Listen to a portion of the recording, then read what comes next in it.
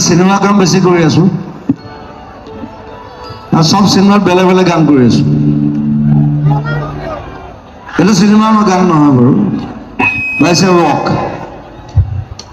2025 চনৰ 9 মে ধেমাজি সেই নিশা মোৰ জীৱনৰ এক অবিস্মৰণীয় সময় হাজাৰ হাজাৰ মানুহেৰে ভৰি পৰিছিল ধেমাজি কছাৰী ময়দান সকলোৰে মুখত একেই নাম একেই ধ্বনি জয় জুবিন দা